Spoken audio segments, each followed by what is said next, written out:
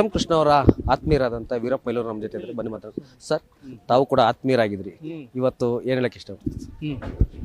ಅವರು ಭಾಳ ಅತ್ಯಂತ ಸಜ್ಜನ ರಾಜಕಾರಣಿ ಆಗಿದ್ದರು. ಒಂದು ಸೌಜನ್ಯಪೂರ್ವಕವಾದಂಥ ಭಾಳ ಮೃದು ಸ್ವಭಾವ ಮತ್ತು ಮಾತಾಡುವಾಗ ಕೂಡ ಅವ್ರದ್ದೇ ಆದಂಥ ಒಂದು ವೈಖರಿ ಇತ್ತು. ಎಲ್ಲರನ್ನ ಆಕರ್ಷಣೆ ಮಾಡತಕ್ಕಂಥ ವ್ಯಕ್ತಿತ್ವವನ್ನು ಹೊಂದಿದ್ರು. ಒಳ್ಳೆಯ ಆಡಳಿತಗಾರರಾಗಿದ್ದರು. ಅನೇಕ 6 ದಶಕಗಳ ಕಾಲ ಈ ರಾಜ್ಯದ ಮತ್ತು ರಾಷ್ಟ್ರದ ಆಡಳಿತೆಯ ಜವಾಬ್ದಾರಿಯನ್ನು ವಹಿಸಿಕೊಂಡು ಕೆಲಸ ಮಾಡಿದ್ರು. ಡಾಕ್ಟರ್ ರಾಜ್ಕುಮಾರ್ ಅವರು ಕಿಡ್ನಾಪ್ ಆದಾಗ ನಮ್ಮ ರಾಜ್ಯದಲ್ಲಿ ಯಾವ ಥರ ಪರಿಸ್ಥಿತಿ ಇತ್ತು ಸರ್ ಅವಾಗ? ಅದನ್ನು ಭಾಳ ಚೆನ್ನಾಗಿ ಅವರು ನಿರ್ವಹಿಸಿದರು. ರಾಜ್ಕುಮಾರ್ ಬಿಡುಗಡೆ ಬಗ್ಗೆ ಅವರು ಪರಿಣಾಮಕಾರಿಯಾಗಿ ಕೆಲಸ ಮಾಡಿದ್ದಾರೆ. ಸರ್, ತಾವು ಕೂಡ ಒಬ್ಬ ಮಾಜಿ ಮುಖ್ಯಮಂತ್ರಿಗಳಾಗಿ ಅವರು ಕೂಡ ಮುಖ್ಯಮಂತ್ರಿಗಳಾಗಿದ್ದರು. ಅವರ ಆಡಳಿತ ಬಗ್ಗೆ ತಾವು ಹೇಳೋದಾದ್ರೆ? ಒಳ್ಳೆಯ ಆಡಳಿತಗಾರರು ಮತ್ತು ಸಜ್ಜನಿಕೆಯ ಒಂದು ನಡವಳಿಕೆ ಇತ್ತು. ಆದ್ದರಿಂದ ಅವರನ್ನು ಎಲ್ಲರೂ ಕೂಡ ಮೆಚ್ತಾ ಇದ್ರು.